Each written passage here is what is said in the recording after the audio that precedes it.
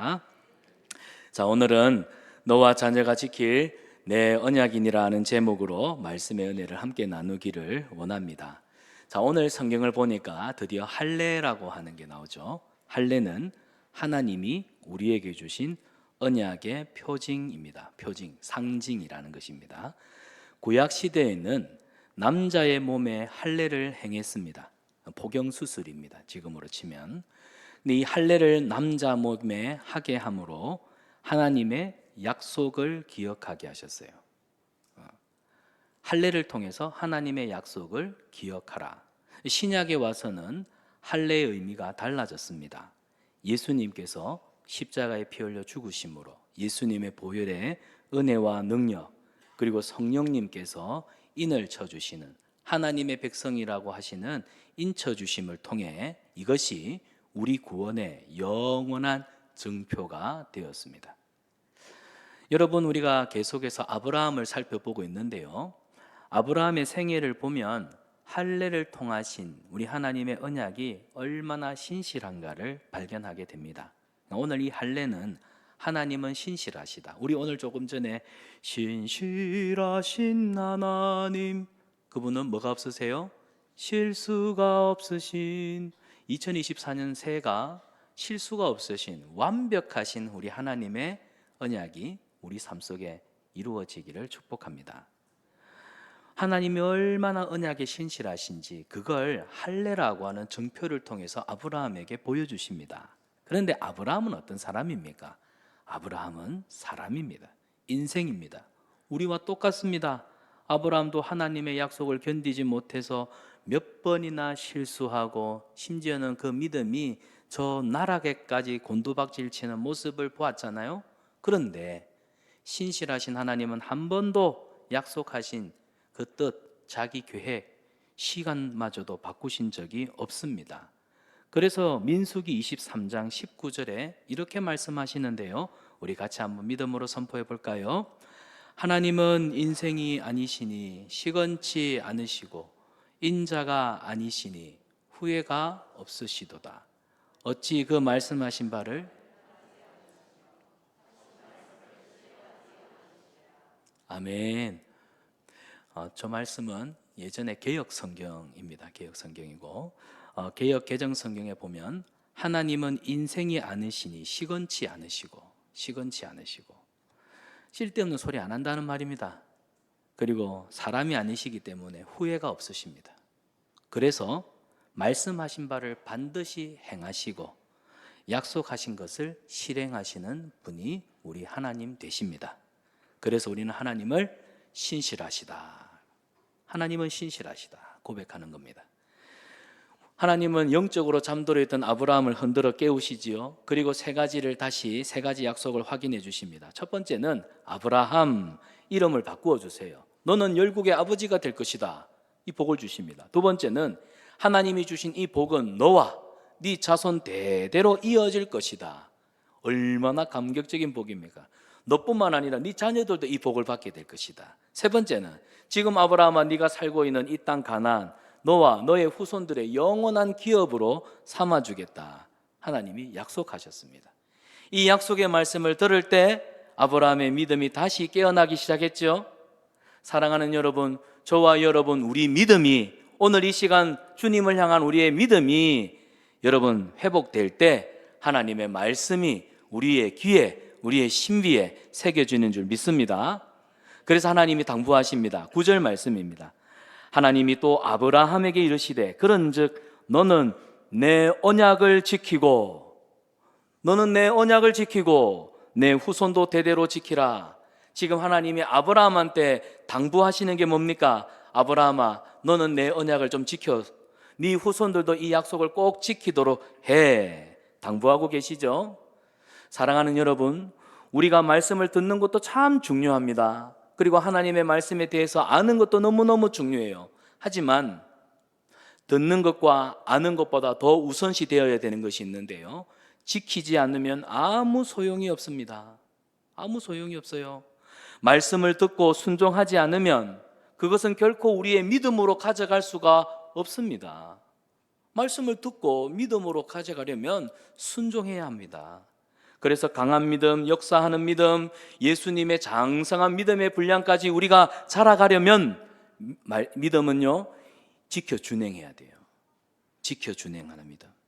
그래서 말씀에 순종이 없으면 아무런 유익이 없기 때문에 하나님이 거듭 강조하시는 것은 아브라함아, 말씀을 지켜라, 약속을 믿고 좀 지켜라, 따라라, 순종해라 말씀하시는 겁니다. 오죽하면 하나님이 아브라함의 몸에다가, 사람의 남자의 몸에다가 이 할례라고 하는 언약의 증표로서 약속하시겠습니까? 자, 10절입니다. 10절을 보면 너희 중 남자는 다 할례를 받으라. 이것이 나와 너희와 너희 후손 사이에 지킬 내 언약이니라.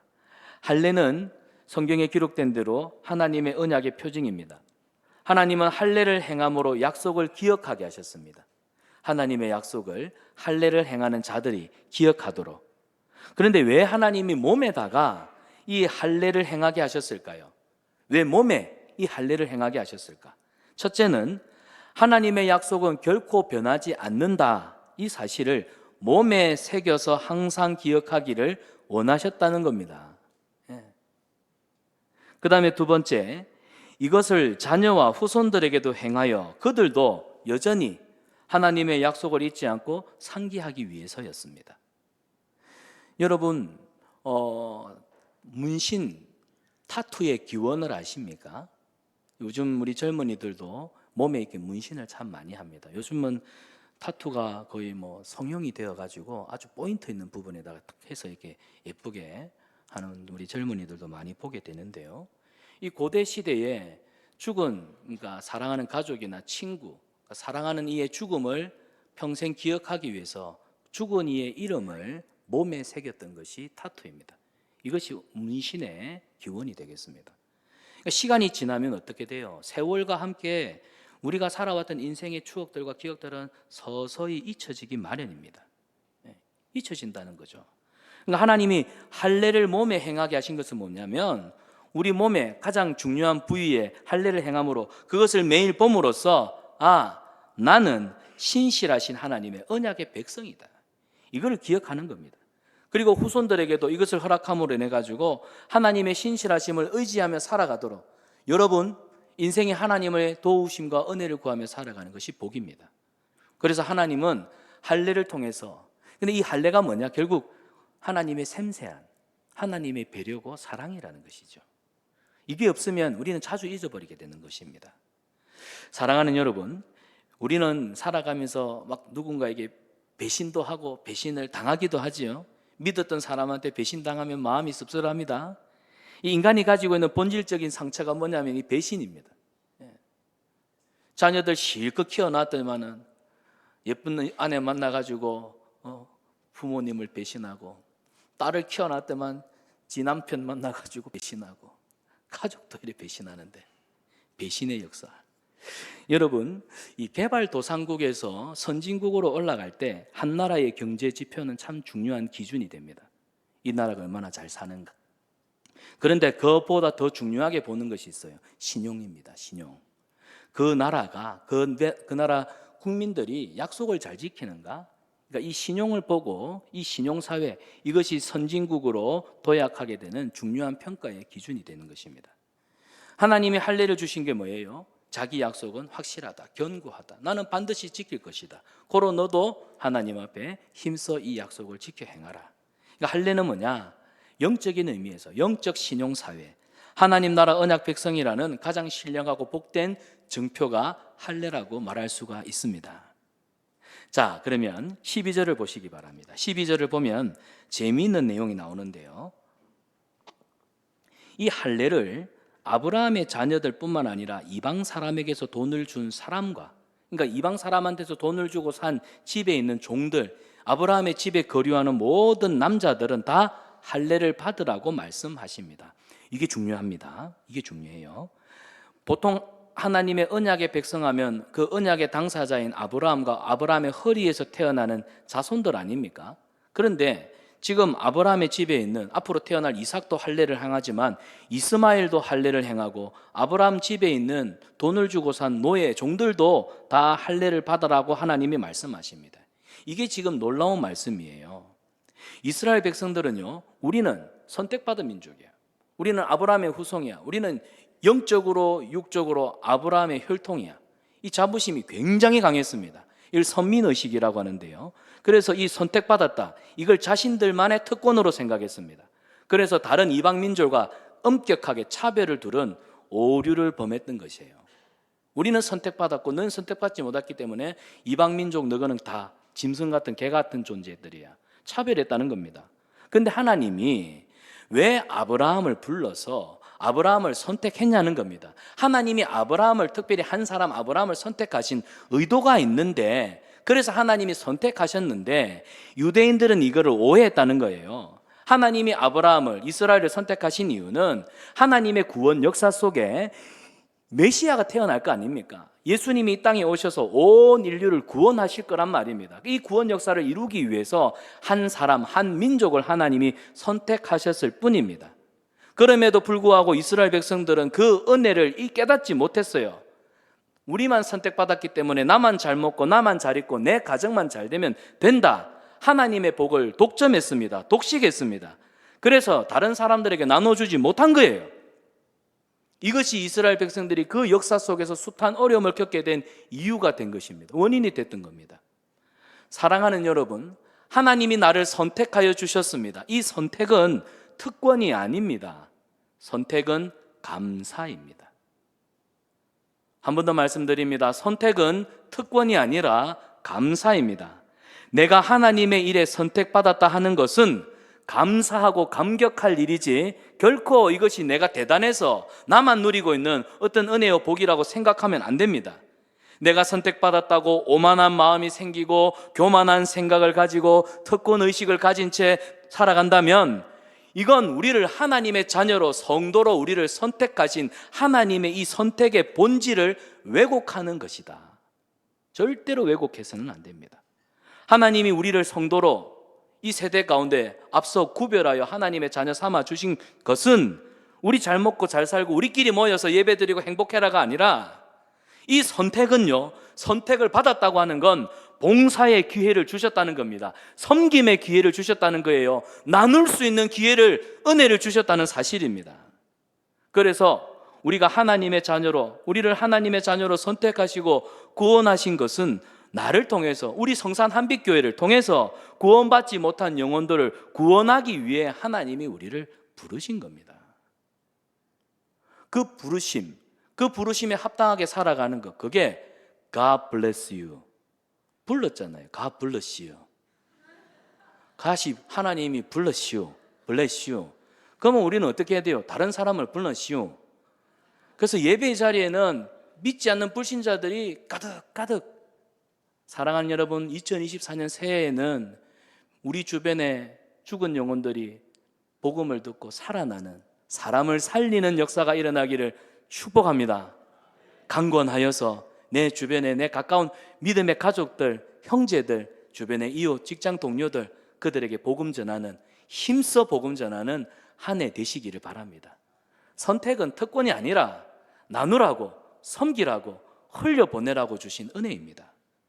나에게 하나님이 재물의 복을 주셨습니까? 여러분 돈 많으십니까? 여러분 하나님 앞에 재물의 복을 달라고 기도하십니까? 왜 하나님 앞에 부자 되게 해달라고 기도하시나요? 하나님이 부자 되게 하시는 이 선택의 축복은 나누라고, 섬기라고, 헌신하라고. 그래서 하나님이 주신 물질의 복, 여러분 부자 되시기를 축복합니다. 우리 성산한빛교회 성도님들 올해는 손에 대는 것마다 막 돈이 딱딱딱 붙었으면 좋겠습니다. 그래서 하나님 기뻐하시는 선한 일에 힘쓰십시오. 다음 세대를 양육하시고요, 믿지 않는 전도 대상자들한테 좀 돈을 써가면서 전도도 열심히 하시고요, 물질의 복을 받아서 하나님의 선한 일에 힘쓰시기를 바랍니다. 또한 우리에게 하나님은 은사와 재능을 주십니다. 특별한 재능들 다 가지고 있어요. 그거 가지고 사람을 섬기라고, 사람 유익하게 하라고 하나님 나누신 겁니다. 사랑하는 여러분, 선택은 나눔과 섬김을 위해 우리에게 주신 특별한 은혜입니다. 내 것이라고 생각하면 그것으로 우리는 스스로 자멸하고 말 것입니다. 나의 유익과 자랑을 위해 주신 특권이 아닌 것인 줄 알고 믿음으로, 행함으로 하나님이 나를 선택하여 주신, 내게 주신 특별한 은혜를 나누며 살아가는 새해가 되기를 축복합니다. 자, 우리 14절 말씀입니다. 14절을 보면 할례를 받지 아니한 남자 곧 그 포피를 베지 아니한 자는 백성 중에서 끊어지리니 그가 내 언약을 배반하였음이니라. 여기 오늘 중요한 본문이 나오죠. 아주 중요한 부분입니다. 아브라함의 자손이든 돈을 주고 산 이방인이든 모두 할례를 받아야 하나님의 백성이 됩니다. 그런데 유대인들은 역사 속에서 이 본질을 왜곡해서 할례, 단순히 그냥 딱 할례 그걸 받았냐 안 받았느냐로 구분하기 시작했습니다. 할례는 수단이 아닙니다. 할례는 할례는 수단에 불과합니다. 할례가 목적이 아니라는 거예요. 할례를 했냐 안 했냐 그게 목적이 아니라 할례는 언약 백성이라고 하는 징표고 수단일 뿐이지 그게 본질이 아니라는 겁니다. 무엇에 대한, 오늘 11절을 보십시오. 본문 11절을 보면 할례는 표징이라고 되어 있죠. 무엇에 대한 표징이냐? 하나님이 약속하신, 하나님이 선택하신 백성이라고 하는 언약의 증거로서 할례일 뿐입니다. 그렇기 때문에 할례를 행하는 이 외적 의식을 대단하게 여기는 것보다, 맞아, 이 할례를 행할 때 맞아, 나는 하나님의 선택받은, 하나님이 나를 구원하여 주신, 나는 언약의 백성이요 거룩한 성도야. 그러니까 마음의 준비, 마음의 할례가 더 중요한 겁니다. 마음의 할례를 통해서 준비되고 거룩하여지기를, 더 헌신하기를 하나님이 바라셨다는 겁니다. 그런데 우리는 목적을, 이 하나님이 우리를 이 목적은 생각하지 않고, 그러니까 자꾸 수단으로서 생각하죠. 수단을 정당화합니다. 그러다 보니까 타락하게 되죠. 유대인의 역사 속에서 이게 얼마나 증명이 되었습니까? 한 가지 예로 율법. 하나님이 이스라엘 백성들을 시내산에 불러 모아놓고 그들에게 율법과 성막을 주십니다. 하나님이 율법을 주신 건 뭡니까? 율법은 율법을 주시고 나니까 율법을 통해서 죄를 깨닫는 겁니다. 아, 이게 하나님 기뻐하지 않는 죄구나. 아, 이거 하나님 기뻐하시는 일이구나. 아, 내 이웃에게 이렇게 행하는 건 죄구나. 아, 이것은 이렇게 행하는 것은 내 이웃을 사랑하는 방법이구나. 그래서 하나님은 율법이라고 하는 최소한의 법을 주셨습니다. 그래서 이 율법을 가지고 하나님이 싫어하시는 죄는 금하고 하나님 기뻐하시는 일은 애써 지켜 행함으로, 또 이웃과의 관계 속에서도 마찬가지죠. 그래서 이 율법을 통해서 하나님을 사랑하고 이웃을 사랑하며 살아라고 주신 하나님의 이 최소한의 법, 율법을 이스라엘 사람들은 거의 하나님 수준 신성시하다시피 했습니다. 그래가지고 액면 그대로, 문자 그대로 율법을 지키냐 안 지키냐, 지키냐 안 지키냐, 지키면 나쁜 사람, 지키면 착한 사람, 어기면 나쁜 사람. 그래서 율법을 가지고 사람을 정죄하고 사람을 괴롭혔다는 거죠. 이 율법주의, 형식주의, 이런 타락한 문화가 이스라엘 사람들의 의식 속에 꽉 잡고 있었던 겁니다. 그래서 예수님이 신약시대에 보면 그 율법주의, 형식주의 종교의 대표라고 할 수 있는 바리새인, 서기관, 율법학자들, 그리고 제사장들, 이들을 독사의 자식이라고 꾸짖는 이유도 바로 거기 있었던 거예요. 수단이 목적이 되면 타락이 온다는 사실입니다. 할례도 마찬가지입니다. 유대인들은 할례 받지 못한 사람들은 선택받지 못한 사람이라고 정죄했어요. 이건 종교적인 실수를 범하는 것입니다. 할례 그 자체는 중요한 것이 아닙니다. 중요한 건 뭘까요? 하나님의 약속입니다. 하나님은 약속의 증표로 할례를 주셨을 뿐이지 하나님이 중요하게 여기는 것은 약속이에요. 그래서 신약에 와서는 할례는 몸에 하는 것이 아니요 마음에 하는 것이다 말씀하고 있습니다. 신명기 30장 6절입니다. 대표적으로 구약 성경에도 이 말씀을 하나님이 하셔요. 신약의 이야기만 아니라 구약에도 하십니다. 신명기 30장 6절을 우리 같이 한번 읽어보겠습니다. 시작. 내 하나님 여호와께서 내 마음과 내 자손의 마음에 할례를 베푸사 너로 마음을 다하며 성품을 다하여.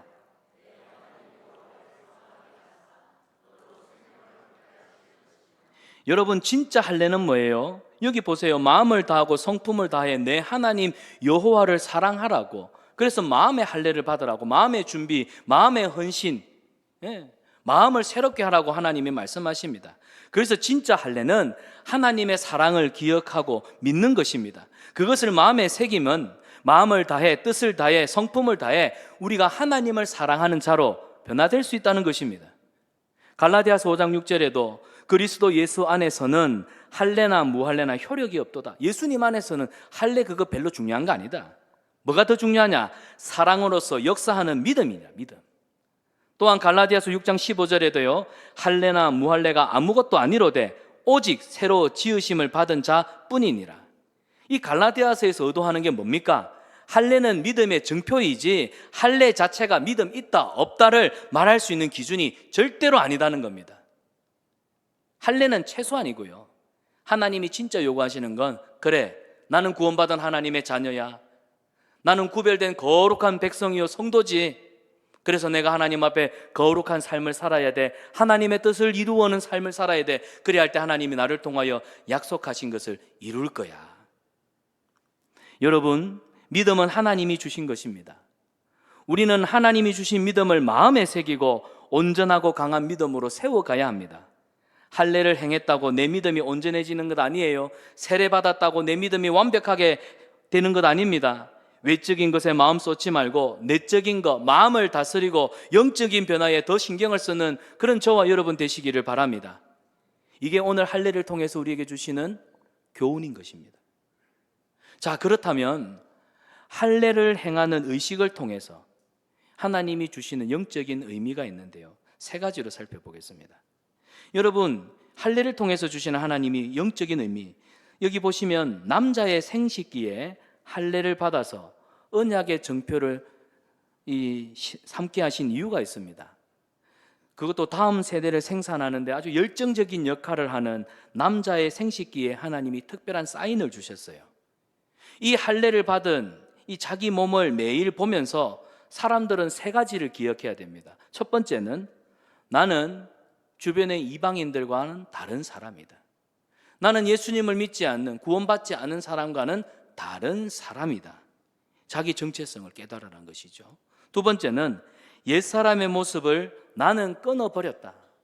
나는 옛사람의 모든 습관, 옛사람의 모든 소욕을 다 버렸다.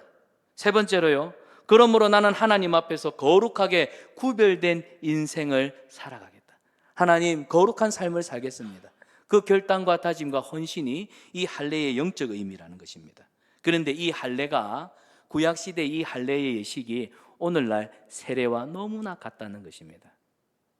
하나님이 우리에게 구약의 할례와 신약의 세례를 주신 것은, 이제 나는 세상 사람과 다르다. 받아봅시다. 나는 세상 사람과 다르다. 나의 옛사람은 죽었다. 나는 성령의 새 사람이 되었다. 그런 뜻입니다. 그런 뜻이에요. 나는 세상 사람과 달라야 됩니다. 그래서 세상 사람들이 보고 생각하고 말하고 행동하는 뻔한 기준, 우리는 이제 NO. 세상 사람들은 불평하고 원망할 때 우리는 다른 것으로, 다른 시각으로 말할 수 있고, 불평도 원망도 감사와 찬양으로 바꿀 수 있는 사람이 되어야 됩니다. 나의 옛사람의 소욕, 옛사람의 습성, 우리는 이제 성령의 사람이 되었습니다. 그렇기 때문에 성령님과 함께 말씀을 통하여, 진리의 영이신 성령님이 말씀을 통하여 늘 교훈하시고 말씀으로 우리의 삶을 이끌어 가시는 성령의 새로운 삶, 여러분, 우리는 그런 사람이에요. 그런 삶을 살아라고 선포적인 의미에서 구약에는 할례를, 신약에 와서는 우리에게 예수 그리스도로 말미암아 세례를 하나님이 주신 사실입니다. 사랑하는 여러분, 진짜 세례는 어디에 하는 것이다? 마음에 하는 것입니다. 마음으로부터 나를 향한 하나님의 사랑, 나를 위한 하나님의 약속을 믿는 것, 마음으로부터 하나님을 사랑하는 그런 마음이 있어야 눈에 보이는 모든, 눈에 보이는 할례의 의식이 의미가 있는 겁니다. 마음의 변화를 받으시기를 바랍니다. 그래서 로마서 12장 2절에 이렇게 말씀합니다. 오직 마음을 새롭게 함으로 변화를 받아 하나님의 선하시고 기뻐하시고 온전하신 뜻이 무엇인지 분별하도록 하라. 마음으로 변화를 받아. 마음으로 변화를 받아. 마음으로 새롭게 해라. 하나님께서 우리에게 마음의 변화, 영적인 거룩한 변화, 우리 마음에서부터 새로워지기를 축복하십니다. 2024년 새해 우리 마음의 할례를 받으면요, 저와 여러분, 우리 눈에 보이는 것들이 다 달라질 거라 믿습니다. 새해는 여러분의 눈에 들어오는 것들이 아름답고 사랑스럽고 예뻐 보이고 어떻게 도와주지 않고서는 견딜 수 없는 그런 하나님의 사랑과 은혜와 그 긍휼하심이 여러분의 심령에서 막 뿜어져 나오면 좋겠습니다. 그런 의미에서 옆 사람 한번 보세요. 그래 보이시나요? 마음의 변화를 받아, 마음의 은혜를 받아서 천에는 저거 여러분, 새해는 여러분의 눈에 하나님이 주신 은혜로 마음의 변화를 받아서 아이고 좋고, 아이고 예쁘고, 아이고 귀하고, 사랑할 만하고, 흠모할 만하고, 칭찬할 만하고, 내 거 뭐 줄만한 거 없나? 그런 은혜가 넘치기를 축복합니다. 여러분의 말과 생각과 인격에서 예수님이 보이기를 축복합니다. 누군가가 당신 교회 다니지요? 당신 혹시 교회 다니나요? 이 소리 꼭 들으시기를 바랍니다. 혹시 교회 다녔습니까? 저는 우리 성산한빛교회 성도님들 중에 교회 다녔습니까? 이 소리는 절대 안 듣도록, 혹시 이 얘기를 듣는 분 있으면 저랑 개별적으로 상담 좀 하시다. 여러분이 만나는 사람에게 예수님 교회 다니시죠? 딱 그래 보이더라고요. 우리의 말과 생각과 인격에서 예수님이 드러나야 됩니다. 예수님이 드러나기를 축복합니다. 자, 끝으로 15절과 16절입니다. 하나님이 또 아브라함에게 이르시되 내 아내 사레는 이름을 사레라 하지 말고 그 이름을 사라라 하라. 내가 그에게 복을 주어 그로 네게 아들을 낳아주게 하며 내가 그에게 복을 주어 그로 열국의 어미가 되게 하리니 민족의 열왕이 그에게서 나리라. 하나님이 아브라함에게 할례를 징표로 주시죠. 그 다음에는 사레의 이름을 바꾸어 주십니다. 사라는 열국의 어머니가 될 겁니다. 사라는 아들을 낳게 될 거예요. 하나님은 사레에게 복을 주셔서 사라, 열국의 어머니, 위대한 어머니의 이름으로 복되게 하셨습니다. 이걸 좀 재미있게 표현하면 하나님의 은혜로 열국을 살아, 민족을 살아, 네 가정을 하나님의 은혜로 복되게 살아라. 여러분, 놀라운 축복입니다. 열국의 어머니 사라, 열국의 아버지 아브라함, 이 말은요, 하나님께서 아브라함과 사라를 사랑하셔서 그들을 이 믿음의 시작이 되게 하겠다. 내가 너희들을 믿음의 시작이 되게 하겠다, 이 말씀입니다. 얼마나 힘이 되고 위로가 되는 말씀입니까? 시작이 된다는 것, 하나님의 믿음의 역사의 뿌리가 된다는 건, 이건 참 의미 있고 복된 일 아닙니까? 하나님께서 우리에게 거룩한 일을 시작하신다는 겁니다. 아브라함과 사라 보십시오. 얼마나 실수 많고 허점 많은 연약한 인생이었습니까? 아니, 무슨 새로운 시작을 해요? 작심삼일로 끝나는 것이 우리 인생인데. 그런데 하나님은요, 끊임없이 아브라함과 사라에게 기대를 갖고 계십니다. 그래, 너 실수할 수밖에 없지, 너 넘어질 거야. 하지만 나는, 너희는 실수해도 나는 이 약속한 거 지킬 거야. 여러분, 성경을 보면요, 다윗이요, 초창기 다윗이 되게 믿음이 좋습니다. 얼마나 믿음이 좋냐면 믿음으로 골리앗을 이깁니다. 믿음으로 한 민족을 구원한단 말이에요. 그런데 이런 아브라함이 믿음으로 승승장구하는 게 아니라 믿음으로 진짜 끝판왕을 한번 보여줬던 다윗이 그 이후에는 왕이 돼가지고 하나님 앞에 죄를 짓고 압살롬이 반역하고, 참 우리가 봤을 때는 부끄러운 역사가 다윗 인생 후반전에 나오잖아요. 우리 아브라함 똑같은 인생입니다. 그런데 왜 지금 여기서 할례, 하나님의 신실하심이 중요하냐면 하나님은 이 일을 반드시 우리를 통해서 행하시기 때문에. 그래서 저는요, 감사해요. 2024년 새해를 시작하면서 하나님, 저 작년에도 진짜 하나님 앞에 기도하면서 새 마음을 가지고 한 해를 시작했는데 송구영신 예배 드릴 때 얼굴이 뜨뜻했습니다. 그런데 또 2024년 새해 새로운 마음을 가지고 시작하려고 하는데 솔직히 이런 마음도 죄송하고 사치스러운 것 같습니다. 저는 저를 잘 알거든요. 제가 무슨 새로운 시작을 해요? 몇 날 못 가서 또 넘어지고 무너질 텐데. 그런데 하나님이 그걸 알고 계세요. 그걸 아시면서도 하나님이 아브라함과 사라에게 새 이름을 주시고 너는 시작이 될 것이고 너를 통하여 믿음의 역사가 시작될 거야, 하나님이 기대감을 가지고 나가시죠. 우리를 향해서도 하나님은 기대를 저버리지 않고 계시단 말입니다. 우리가 우리 자신한테 실망하지 않으면 하나님은 하나님의 때에 반드시 이 일을 행하실 줄 믿습니다. 하나님이 너를 통해 새 일을 시작할 거야. 하나님이 선포하시면 아멘 감사합니다. 아멘 감사합니다. 그렇게 새 일을 시작하십시오. 제가 부족해서. 이거는 오히려 더 교만한 겁니다. 겸손을 위장한 교만입니다. 하나님이 여러분에게 새롭게 시작하라. 이사야 60장에 너는 일어나라 빛을 발하라. 여호와의 영광의 빛이 내 위에 임하였으니 하나님이 그만큼 우리에게 관심과 기대를 가지고 이 새로운 소망을 주시기 때문에 2024년 새해에도 새로운 소망 품는 거 사치 아닙니다. 이거 지키지도 못할 약속 처음부터 하지 말지 그렇게 하시는 하나님이 아닙니다. 위대하신 하나님 앞에 큰 꿈을 품으십시오. 믿음으로 새롭게 도약하는 새해가 되시기를 축복합니다.